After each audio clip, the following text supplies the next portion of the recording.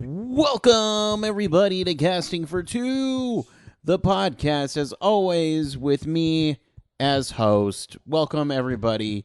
My name's Chris. If you're a first-time listener, I'm kind of the host. I'm kind of a big deal on this show only. Welcome, everybody. This is episode number 229, continuing my special December month because I felt like putting out more episodes for no reason. And as always, if you'd like to listen to if you'd like to keep in touch with me, you can do that on my Twitter and Instagram, both at Casting for Two, or check out the other podcast I do with the always beautiful and lovely Megan Johnson from tipsywriter.com. It's called Sunday Brunch. That can be found at sundaybrunchpod.com, or you can find it on iTunes, Google Play Music, Stitcher, and Radio Public. And as always, Spencer Box and Comic Bento, sponsors of the show. Links are in the description. Use the promo code CASTING2. That's the word casting and the number 2. Save yourself some money for the holidays. Buy something nice for somebody you love or yourself. Treat yourself. Why not? It's the holidays. No one's going to say anything. Yeah, so that's it. Man, I'm getting better at my intros. They're just getting faster and faster. My guest, I should talk about my guest, though. Timon Kyle Durrett is my guest for today. He's on a show called Queen Sugar, which is on the OWN network, Oprah's network. And it's written, directed, executive produced by Ava DuVernay. And man, this guy, he's a wonderful guy, first off. And I'm going to say this right now, spoilers. Timon for Green Lantern. That's all I'm going to say.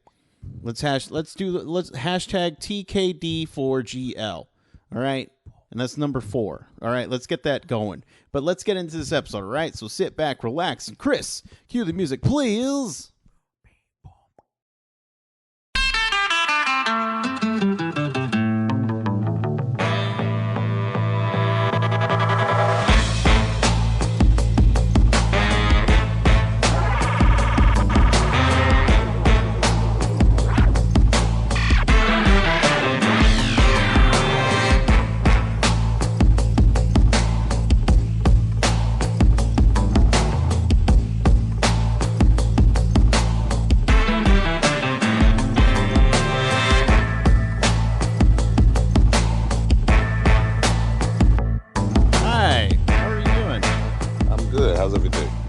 Are going great. Your voice is incredibly deep. It's it's just one of the things I got. Yeah. Have you ever been approached or gone to like voiceover work or anything like that? I've been prompted to do so. I've just been so busy. I haven't really gotten into it yet. I gotta just get, it's just been so busy, one thing at a time, but I want to get it done soon, and I think I can go ahead and make some things happen with that. I know, like, next thing you know, next year, I'm just going to be hearing you in all the video games I play. Hey, that would be great. How is your day going so far? It's pretty mellow. It's a little staycation, out in an undisclosed location, hanging out, chilling. Right on. Yeah. Are you... Because I know a lot of people who don't take vacations because they would just much rather work. Are you just like, look, I need to stop what I'm doing and I need to recharge the batteries? Yeah, man. That's important, to just step away from social media and work and the rigmarole and all the everyday hustle and bustle, and just, take a minute to relax and recharge and recoup, you know what I'm saying? Yeah. I think it's very important to do that. So when you're in work mode, how much sleep are you getting? I think I'm turning into my father, who, as long as I can remember, would wake up at 5 or 5:30 without an alarm. Yeah. as long as I've been alive, I've never known my father to use an alarm, and I'm starting to get to that point where I'm waking up at 5:30, 6 in the morning. But I try to get about at least 7 hours of sleep. Sometimes 8 is hard because of the city noise and all that stuff. Sometimes I get 6 and I'm refreshed. It depends on what I've done throughout the day. But when I'm in work mode, like when I'm on set or if it's during the season, my schedule is pretty groovy, man. I don't have a whole lot. It's not every day like a 9 to 5. And on days when I'm on set, it doesn't feel like I'm at work. And if I have a long break, I can go on my trailer and take a nap. So my sleep is pretty, you know, it's pretty good. I always know, me personally, if I get more than 8 hours of sleep, I'm just tired throughout the day. Hmm. I'm done.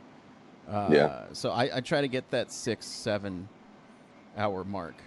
Yeah. If I get 7, it seems like 7 for me is that's the sweet spot right there. Yeah. If I get too much, you wake up and be like, man, now it's like you reset on the video game. Now it's starting all over. It's like you get 9 hours. It's like, oh, I only got 1 hour of sleep. So I don't know why that happens, but some days those 8, 9, 10 hour sleeping things you need it because you just really wiped out and fatigued. But that's very rare for me to sleep that long. Yeah. Yeah. So as you can see, this is a pretty loose show where we can talk about all sorts of things. Mm. One of the things I'd like to know is, when did you know that acting was something you wanted to pursue? It was 1993. Mm-hmm. My mother and I would always talk about it. I always told her how I wanted to be on TV and in movies. I was fascinated about it. But no one in my family does what I do. No one has ever done it. I didn't grow up in a family with actors and performers and things like that. Everyone either worked for themselves or not entrepreneurs, but secular work. Mm-hmm. Um, and one day my mother was at home and she heard a radio announcement. If you want to be in a television movie, come on down to this address and you can audition. And she got the information. I came home. She showed me the information. I left right back out, got on the bus and the train, went downtown, and I booked an extra role in a made-for-television movie called There Are No Children Here, starring Oprah Winfrey. Mm-hmm. And when I got on set, man, I didn't know that there were this many lights and the riggings and that many people were on set. And, the different the different terminologies, roll sound, cut action, let's, go again, martini, just all the stuff that was brand new to me. Mm-hmm. Like watching what I see on TV and being able to, it's like taking, if you love watches or clocks and you see someone take it apart and put it back together, you're that much more fascinated by it. So when I got to see all the inner workings, I was hooked that day. I was hooked. And that's what I wanted to do from that moment on. I mean, I had other jobs, of course, life happens, but I pursued it, headlong, like all the time, as much as I can. So it was 24 years ago. Okay. Okay. Now, is it a bit surreal being your first project that you working on was an Oprah Winfrey movie, and then later being in a show produced by her? Hmm. Yeah, it's like I told her, it comes full circle. Of course, she didn't remember me from back then, but I told her about it. And people hear the story, they're like, "Oh my God," because it was even when I did that, Oprah wasn't on set. Mm. Um, and so my first time actually meeting her and seeing her with my own eyes, not on camera, Yeah. but seeing her with my own eyes was when we were doing the table read last year before the first season started. And it's just cool, man, because to see your dreams come true and to be able to do something that you really love to do and make a living at it Mhm. is it's I can't complain, dude. I'd be a fool to complain right now. There you go. Now, yeah, because you're right. You're on the show, Queen Sugar, Hmm. and it's also created by Ava DuVernay, who Hmm. is just an excellent, very talented filmmaker. Yeah, Um, man. when you're working with her, are you, what kind of tips and tricks are you getting from her? The one thing I do marvel at is her ability to calmly handle so many things. Hmm. Like she's just, if Ava DuVernay was an accountant, she'd be an awesome accountant. If she was a doctor, she'd be an awesome doctor. It's not that she's just limited to filmmaking or anything like that. Yeah. Her energy and her spirit and her knowledge and her wherewithal, how to deal with people and what situations and how to come at certain situations, the way she directs, she's just a brilliant woman. And you know, working with them it's not. I tell people all the time, it doesn't feel like work. Hmm. Imagine if you love something and you're being taught to do it every time you step on set. I learn from them every day just by watching them. Right. She doesn't really give advice, and I don't think she really has to. She leads by example, and and she is so good at everything she does that everyone on set can learn something from her. She's a unicorn, man. She's an anomaly. It's crazy. Nice. And so when, well, first of all, for the people at home who don't know what Queen Sugar is or the story about it, I'm just gonna say it's a beautiful looking show. Thank you, Like man. Thank you. visually, it's oh my gosh. But for Yeah. what's it about and what's your character? The story is about three estranged siblings who inherit their father's their late father, um, his sugarcane farm. Hmm. And, the show touches on a lot of universal issues between three siblings, two sisters and a brother who have to come together and deal with not only their past and present lives, but deal with this, what would seem to be this, this gigantic thing that has just been placed on their lap. They don't really know anything about it. And but it comes with a lot of, let's just say the Queen Sugar will pull at every emotion that you have. It'll make you laugh. It'll make you cry. It'll make you think. It'll make you remorseful. It'll make you angry, especially my character. And going into that, I play Davis West, a professional basketball player who in season one is found out to be embroiled in a rape scandal. Mm-hmm. He's found innocent of rape, but his reputation is tarnished because he was this gentleman, this guy in the league that was this shining beacon of the athlete slash gentleman slash father, husband, media mogul, and his life comes crumbling down when he's exposed by his extramarital partner who exposes to Charlie that we've been dealing with each other for over 3 years. Mm. And so Davis West is not really the most liked person on the show. Mm-hmm. He brings about a let's say a mixture of emotions throughout the show for the viewers. Sometimes they hate him and they say, "Oh, I feel sorry for him." "Oh, he has a point." There's all these caveats with how you feel about Davis. I can't stand Davis West, but he is a good father.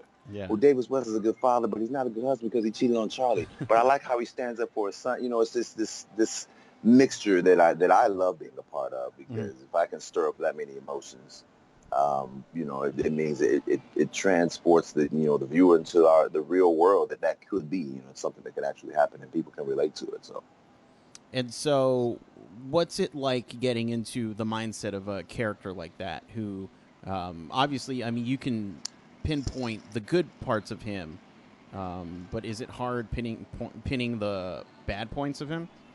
um, not really. I have a very active imagination, and I've Mm-hmm. been through. One thing I know about for me is acting is if you're able to insert certain emotions that you've experienced from your life into the life of your character, it would be that much more believable. And Davis is being vilified and scoffed at. He gets all the sneers and jeers for something that he done. He knows he messed up, and it's very bad what he did. So I've been vilified for things, not as bad as that, but Mm-hmm. we make mistakes. We have our transgressions, and we have our shortcomings. We do things sometimes. Can you hear that music? I'm out on my balcony. Oh yeah, no, you're fine. Okay. It's very faint. Yeah, you're good. Okay, cool. All right, I make sure that these phones they pick up stuff. But what I like to do is just really think about the emotion and what it is, and not be over the top. But one thing that does help, Chris, is that I'm working with some phenomenal actors who are now Mm-hmm. my friends, like family. But they are just everybody is just so inspirited and impassioned and just driven to give you more than 100%. And I'm talking about everybody, all of them. And so that lends me and allows me the opportunity to live in that moment that they're giving me, just like I'm giving them. It's like an intense tennis match. They hit it to me, I'm gonna hit it right back. Mm-hmm. And there are no faults, no fouls. We're just hitting it back until they say cut, and they allow us to live in that moment. So being able to live in that moment and pull from certain situations that have an emotional component to them, that's how I do it. Even if I'm not a superstar in a professional ball player who's been embroiled in a rape scandal, Yeah. I can evoke certain emotions from certain instances in my life that could kind of, match or mimic what Davis would, how he would talk, his gestures, what his face would look like, to be so brazenly exposed and embarrassed the way that he was. It takes a lot to kind of dig into that. But again, like I said, I'm working with such a wonderful cast who all of them are so talented and driven to give everything. It makes it, now I won't say easier, but just, you can dig in a little bit more, Hmm. you know? So Okay. that's why I get it from them as well. I got to give them some credit because they make me want to be better than I am every time I step on set. There you go. It's all about a collaborative effort. Oh yeah, That's what film is, and that's what I yeah, love about it. yeah, Uh, man. so as far as I'm gonna ask you a question, like I've been doing. What to you is the perfect role? Um, you know, And there's no for right or me, wrong. Yeah, there's no right or wrong answer. right, for Timon Kyle Durrett, the Yes. perfect role would be do something action, some action stuff where, I got to be grimy because Chris, I always play these well-to-do, well-dressed, manicured guys with money and things like that. It's not. I don't know why. It just usually happens that way. But I want to be dirty. When I come Okay. from set, I want to be grimy. You can't shave or cut your hair for a while, and you got to learn these skills with these weapons or these improvised zombie proofing things, like Will Smith in I Am Legend. Did you see that movie? Oh, of course. Yeah. Yeah, yeah, like something like that, like where you got to be. He was just have to be that guy, and I would love to do a film like that. Whether not just by myself, it's so cool, but just to be involved in a project where there's explosions and running, and I like that kind of stuff. I really like that kind of stuff. So for me, it would be something with a lot of action, great story. Or when I come home from set, I got to take a shower as opposed to take off a necktie. You know what I mean? Right. Right. Okay. Yeah. Okay. Okay. It's fun as you were talking. Superhero movies are very popular right now. Hmm. I could totally see you as John Stewart, who is a Green Lantern. Green Lantern. I would love that, I man, could, dude. I would jump at that so fast, man. I could totally see it. And as I was looking you up, there was a lot of Spawn talk. A lot of people saying, "Oh man, this guy should be in Spawn." I heard about that. Someone else told me about Spawn, and I was like, "Are they doing another one like because they did one with Michael Jai White back in the Yeah, '90s, I think." yeah. Uh, yeah, I remember that one. And then they haven't really gone back and touched on that much. Well, yeah, But they're getting ready to do another one with the producer Jason Blum. Jason Blum, I have to remember that name and that Yeah, face, and I have to give him a call and go send him an email and go have coffee. go right ahead. Yeah, yeah. Todd McFarlane's, who's the creator of Spawn, is actually directing it. So Oh, word. Well, that should be good since he knows what it's all about. You created it, should be yeah. able to, direct it in the right direction. Yeah, that's great. Man, look, Chris, I'm still such a big kid at heart. Yeah. Um, you know, I movies like Rambo, First Blood back in the day, and Rambo and Terminator, those for me, it was life.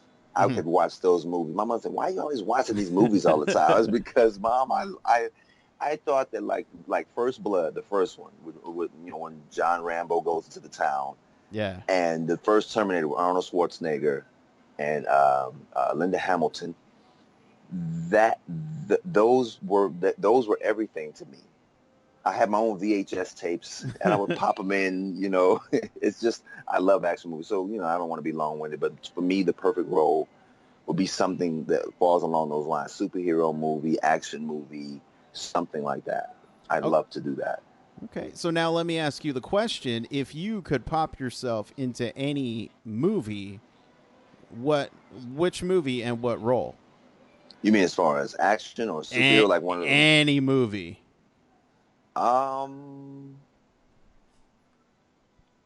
I would say, well, coming up, if I could have been a part of Black Panther, Mm. I would love to do something like Spawn. I heard they're doing the prequel to I Am Legend. Yeah. Stuff like that, man. That list goes. That's a long list. I would love to be on The Walking Dead. Mhm. Just a few episodes. Let me just be one of the big bad, the big badass good guys that can go in and handle some things and maybe get taken out in an explosion or something. If I gotta go, I don't want to be a zombie, but something like that. I think it would be fun.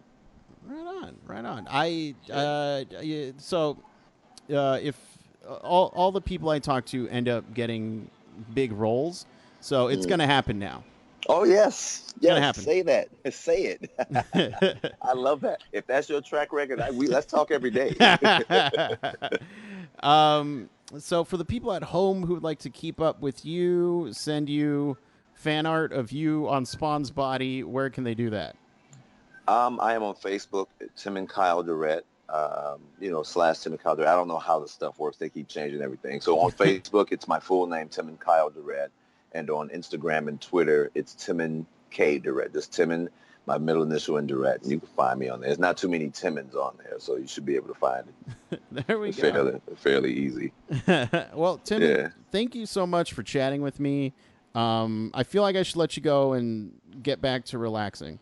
Oh man, I appreciate it, and thanks for having me on, man. You got a great voice for radio too, brother. You keep doing it, and I like how relaxed this was, man. It just makes me feel it's conversational, man. So we can do it again, man. Just let me know if you want to. Absolutely, absolutely. And Yeah. as soon as we hang up, Hollywood's going to start calling you. So That's right. I apologize, but not really. Thank you, man. All right, have a Appreciate it. good one. All right, you too, Chris. Bye bye.